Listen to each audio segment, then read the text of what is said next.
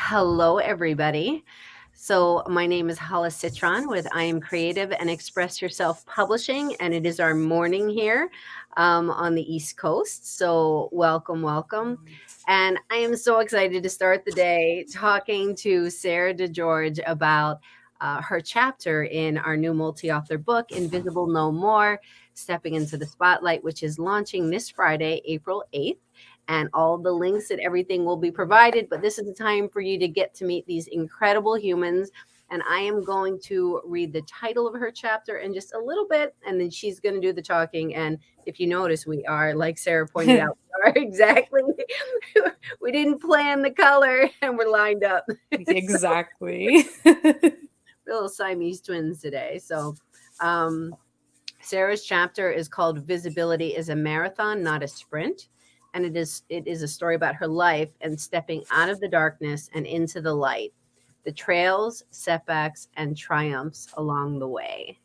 So Sarah, welcome.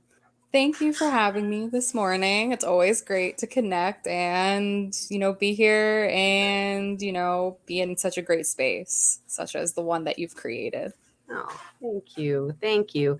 And I appreciate you being here because you helped create that. So why don't you tell people a little bit about your chapter and then we'll find out about more about who you are. Yeah, absolutely. My chapter is a really kind of deep dive into just, again, kind of going to back to the statement of visibility is a marathon, not a sprint. You're going to hear basically from when I'm a child all the way until I am I'm an adult into the present time about just my journey into, you know, visibility. I really kept myself small. I'm introverted. I would say I'm an introverted extrovert. I do get energy from talking to people, but I am like very introverted. And you'll hear kind of like the stories in which like the world, the noise, quote unquote, kept me small, and how these little moments where I was able to step out and, make myself visible were little breadcrumbs that would help me along the way when, as life happens, things, it's a rise and a fall, a rise and a fall. So I wanted to showcase that, if you're feeling invisible when you're looking to get visible, it is a journey. It's not just something that will happen overnight, not because it can't happen overnight, but because it does take time. We're all human, we have our limits, and it's just something that is almost learned, and you have to kind of break through those limiting beliefs that others may have placed in your mind and instilled upon you throughout the years. So that's just it's a growth story, basically. It really is. And I really like what you just said about the two words that just stood out to me was noise and limiting beliefs. Mm-hmm. So tell me what you mean by noise in this sense. Noise can just be things that maybe I would say like limiting beliefs and noise, especially, they're just the things that people say. Like, and it doesn't necessarily have to be something that somebody said directly to you, but it could just be, when you're in a classroom and a teacher specifically says something, they knock specific degrees that people might be looking, and then you think in your head, well, maybe I shouldn't go for that degree because somebody said, this, or even, looking online and reading like the I'm just using college, I'm going to hyper focus on college, these are the worst degrees you can get and yours happens to be on the list, and then you start to limit like your idea, maybe I shouldn't do that.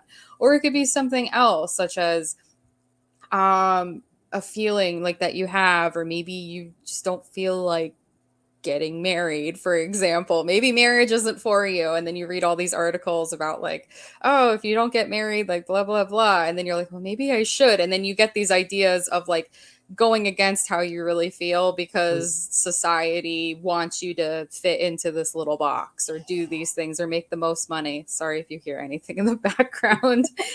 My significant other is getting ready for work, and I have no doubt that you can pick up something that he's doing, such as brushing his teeth right now. Gross. That I didn't know. Okay. I was like, hey, if it happens, I'd rather just acknowledge it. We're live. This is authenticity right here. I love it. But Yes, thank you for defining what you meant by noise. And I totally, yes, it's Hmm. what everybody else is saying. And it messes with your head. You're just kind of like, huh, until you finally get to that point where you're standing in your, on your own 2 feet in the ground, planted, and you're like, I am comfortable with myself. I like Yeah. myself.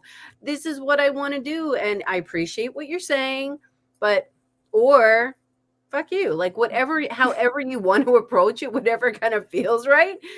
It's just Hmm. empowering, isn't it? It is, and it took such a long time. Like, I mean, as a, I lived in a very, I would say, rural suburban area, and it was kind of one of those things where we all grew up together, and I still have really great friends. It's not like, I didn't have, that experience. There are a few people that have carried on, but there was a lot of people where it was like, if you no longer fit the status quo, then you were no longer, I don't want to say necessary, but that came down to Mm, like the clothes you wore and what you did on the weekends and everything like that. It was a very, I don't know, it's like a very fishbowl kind of situation where it yeah, was just, it was a get it. small town. It's a nice town. I'm not going to knock my hometown, but there was a lot of limiting beliefs just because we kind of had to kind of like eat or be eaten in a way, and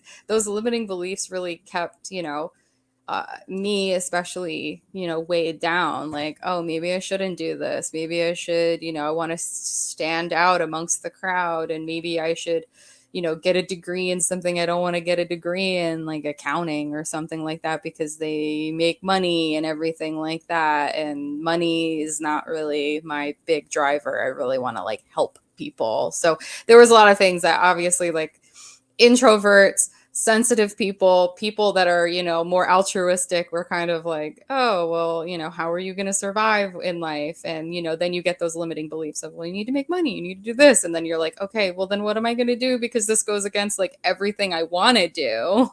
Mhm. And yeah, you just get those ideas over and over again, because that's just kind of the mindset too of, you graduate, go to college, get a job, and everything like that, which Right. is fine. I obviously took a different path, as people will read Right. in my chapter. But yeah, it's just interesting how it does weigh you down so much. And it's not even actual weight, it's just mental weight. And, all those voices over the years kind of just taking up so much space in your brain until you can finally be like, wait a second, like, I'm actually okay. Like, I'm doing all right. Like, I may not be 100%, I'm far from perfect, I'm far from anything, but I remember, oh my gosh, I have to think about this very quickly.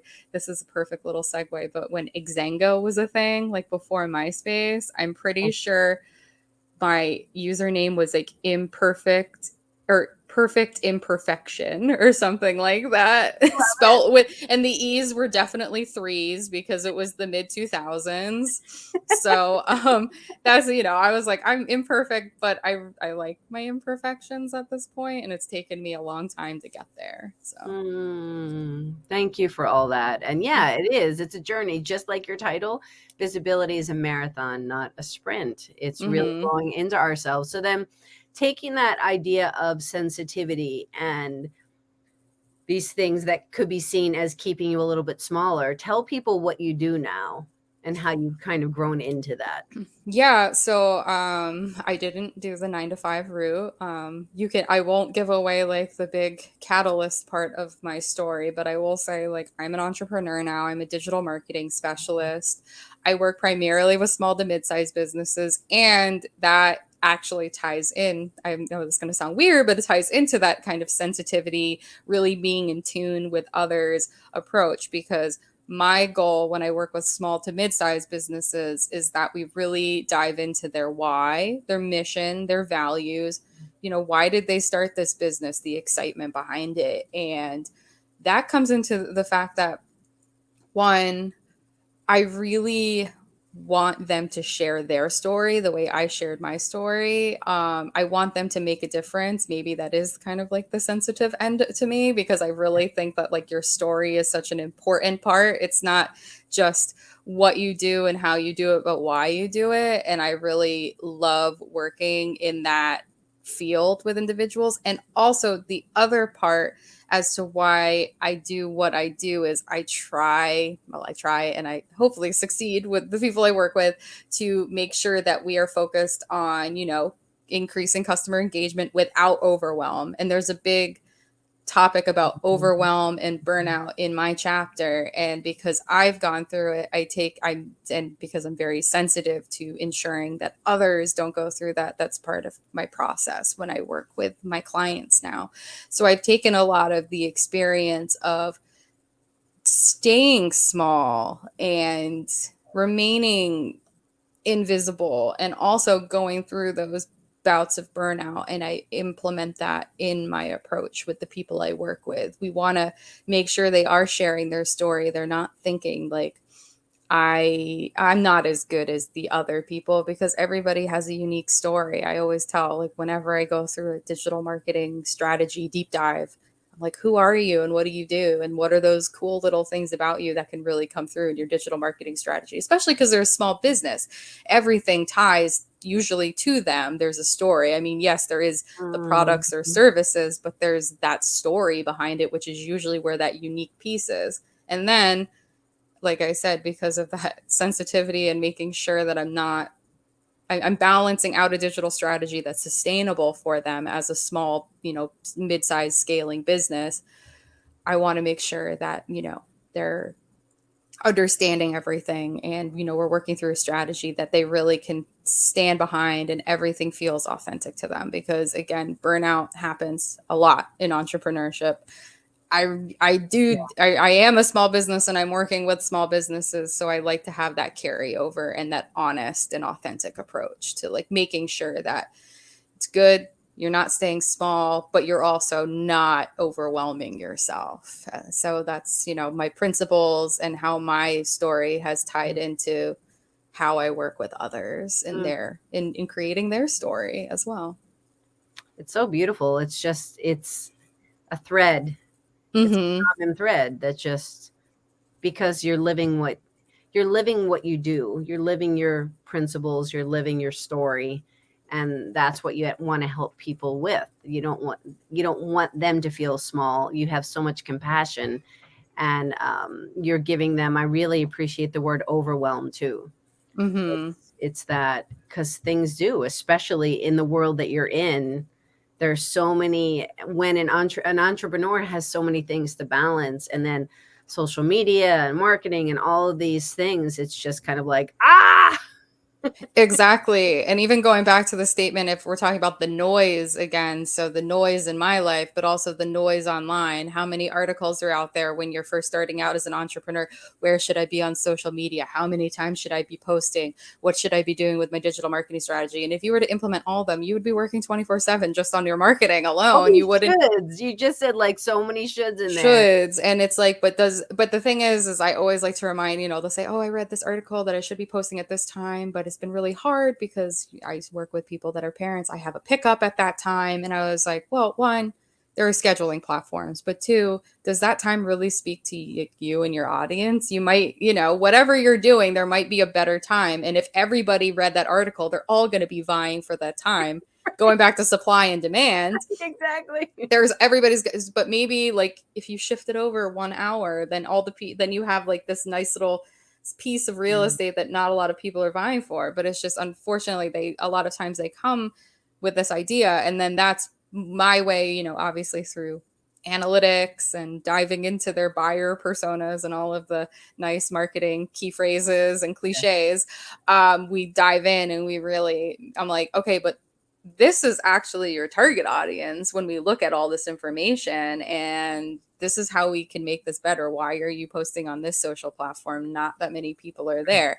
And it does come with testing. We do create, multiple, and I need to get the analytics first. So we'll create, and then we'll divide and conquer, you know what I mean? We'll make sure like this is what we're sticking with. This is what I think isn't moving the needle. And then we continue. A lot of marketing is about A/B testing and seeing what sticks and what doesn't and optimizing. So a lot of that is taking all of that noise and then dwindling it down to what's going to give you the best like return on investment basically.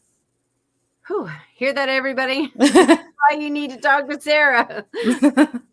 Lots of jargon, lots of, she knows what she's talking about. I hope so. I always say that. Again, that might still be a little bit of the, coming through. And I guess, that's also an honest look, is that sometimes, imposter syndrome comes up all the time as always business owners, as people that walk into their 9-to-5 jobs. So for me, I'm always like, I hope so. And I'm like, I know I need to say, I know so, but I know so. So see, this is live, going through the process of retraining your brain. So you're watching me continuously retrain my brain, even on live, wherever you're watching from, LinkedIn, Facebook, YouTube. It's real. It's real. So why did you say yes to this opportunity? Why did it feel right this time around? I really just the subject matter really spoke to me. Again, connecting it to just like my own life story. I feel like when I would, I have a therapist. I've, had therapists throughout my life just because of, needs and everything like that.